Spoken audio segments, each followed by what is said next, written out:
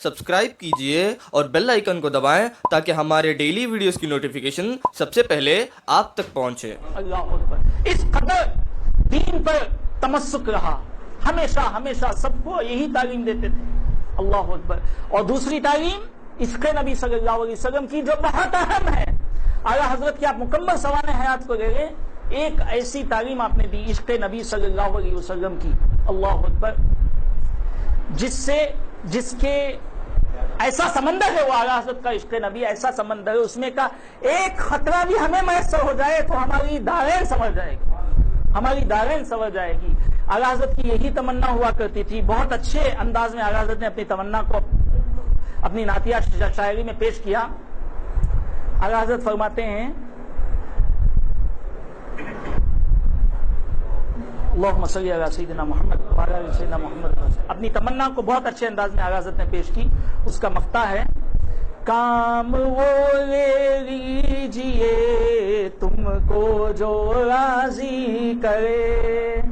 यानी किसी के लिए, किसी लोगों के लिए आप काम नहीं करते थे, उन मकसद ही यही था कि अल्लाह उसका रसूल राजी हो जाए। काम ऐसा करूं कि अल्लाह उसका रसूल राजी हो जाए। फरमाते हैं, काम वो ले लीजिए जो तुमको राजी करे, ठीक हो नामे रजा तुम पे करोड़ों दरूद। ठीक हो नामे रजा तुम पे करोड़ों दरूद। अल्लाह अकबर, अल्लाह अकबर। आला हज़रत फातिह बरेलवी इस कदर उलूम फ़ुनून में महारत हासिल की, यहाँ तक के 55 उलूम पर आपने दस्तरस हासिल की, एक्सपर्ट हो गए 55 उलूम फ़ुनून में। इतनी किताबें लिखी हमारे दरमियान। वो किताबें, तकरीबन किताबें हमारे दरमियान मौजूद हैं जिसकी तादाद 950 से जायद है, 950 से ज्यादा है। आला हजरत की मुकम्मल तसानीफ को, जो किताबें लिखे हैं, उन किताबों को जमा कर लिया जाए तो वो एक किताब बन गई। वो किताब मेरे पास मौजूद है, मैं आपको लेकर आया। ये जो किताब है, ये किताब तसानीफ इमाम अहमद रजा, यानी सिर्फ किताबों के नाम बनाए, नाम, किताबों का नाम। और आला हजरत इस कदर इल्म और फजल में माहिर थे कि जो किताब लिखते थे वो किताब का नाम ऐसा हुआ करता था कि नाम से ही पता चल जाता कि अंदर क्या मैटर है, अंदर क्या मैटर है, किसके ताल्लुक से किताब लिखी गई। और दूसरी चीज ये नुमाया खुसूसियत है आला हजरत की कि जब नाम रखते तो नाम के, किताब के नाम के 2 हिस्से हुआ करते थे। किताब के नाम के 2 हिस्से हुआ करते थे और दोनों हिस्से सजा में खत्म होते हैं। यानी अरबिक में, अरबिक बलागत की एक उस्लूब है कि सजा यानी केस एंडिंग सेम हुआ करता था। मिसाल के तौर पर आला हजरत ने कुरान की तफसीर लिखी, वही कुरान की तफसीर आला हजरत ने अपने 2 सहबाब जो है आप पर जो है आप बड़ी ख्वाहिश की कि आप जो है कुरान की तफसीर लिखें, क्योंकि बदअकीदों के तराजिम, बद मजहबों के कुरान के तर्जुमे आम होते जा रहे हैं। या सैयदी आप कुरान का तर्जुमा लिखें। तो आला हजरत इश्क़ नबी में डूब कर कुरान मजीद का तर्जुमा किया। वो तर्जुमे का नाम, उस कुरान करीम के तर्जुमे का नाम कंजुल ईमान फी तर्जुमतिल कुरान। देखिए, मतलब एक नाम है, इसके 2 हिस्से हैं। पहला हिस्सा कंजुल ईमान, कहिए कंजुल ईमान। तो आज हम अगर कुरान की तफसीर लें तो दुकान में पूछें कि कंजुल ईमान है कि नहीं। आज से हम दूसरे कुरान के तर्जुमे दूसरे बदमजहबों के न लें। कुरान का तर्जुमा अगर उर्दू जबान में, आज अंग्रेजी जबान में भी छपा हुआ है, ले तो कौन सा नाम ले, कौन सा नाम कहें? कंजुल ईमान। तो आला हजरत ने कुरान के तर्जुमे का नाम कंजुल ईमान फी तर्जुमतिल कुरान, 2 हिस्से। कंजुल ईमान एक हिस्सा हुआ जो नून से खत्म हुआ, कंजुल ईमान, और दूसरा हिस्सा फी तर्जुमतिल कुरान, वो भी नून से खत्म हुआ। ये अरबी में जिसको महारत है वही जानता है इसकी कदर क्या है। और आला हजरत उर्दू जबान में, फारसी जबान में, हिंदी में, अरबी जबान में बड़ी महारत हासिल थी आला हजरत, बड़ी महारत हासिल थी। और जब भी किताब लिखते तो अरबी जबान में नाम रखते थे, चाहे वो उर्दू जबान में लिखी गई क्यों ना हो, लेकिन अरबी से इस कदर बेरोस मोहब्बत थी।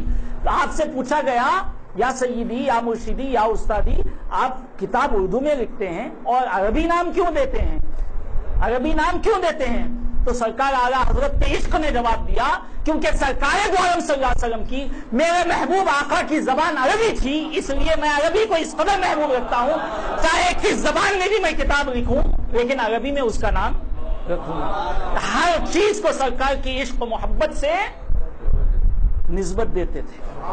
اللہ اکبر، کتنی بڑی بات ہے، پوری مکمل کتاب ہے یہ جو تصانیف امام احمد رضا کی کتاب ہے، اس میں صرف اعلیٰ حضرت کے لکھے ہوئے کتاب۔ اور ایک بڑے پائے کی بات بتاؤں، اب کس سن میں اعلیٰ حضرت نے کتاب لکھی اس کو جاننے کی چھان بین کی ضرورت نہیں ہے۔ اگر یہ فن سے وہ شخص واقف ہے، حروف ابجدیہ جس کو بولتے ہیں، ابجد یعنی الف کے 10 نمبر، جو نمبرز کے جو علم و فن ہے، اعلیٰ حضرت کی کتاب کے عدد کو جمع لے، کتاب کے نام کے عدد کو جمع لے تو کس سن میں اعلیٰ حضرت نے کتاب لکھی اس کا پتہ چل جاتا ہے۔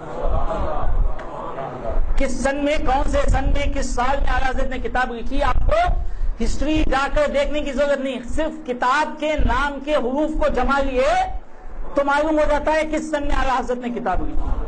اللہ اکبر، بتائیے کتنے علوم و فنون پر ماہر ہوں تبھی یہ کام ہو سکتا ہے۔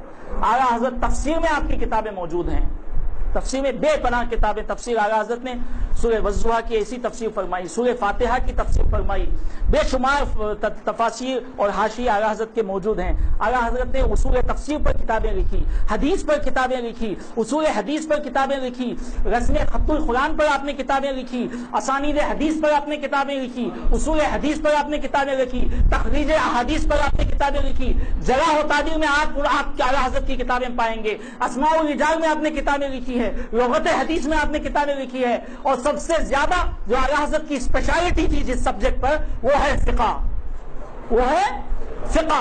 فقہ میں آپ نے بے شمار کتابیں لکھی، یہاں تک کہ اس کی عدد، فقہ میں لکھی گئی کتابوں کی عدد آپ دیکھیں گے تو more than 280 کتابیں آپ نے فقہ میں لکھی، 280 کتابیں اور رسائل آپ کے موجود ہیں، اور فتاوی رضویہ جو آپ نے فتوے دیے ان فتووں کو جمع کیا گیا تو 12 ضخیم جلدیں، یعنی 12 بڑے بڑے والیومز ہو گئے، جس کو ہم فتاوی رضویہ کہتے ہیں۔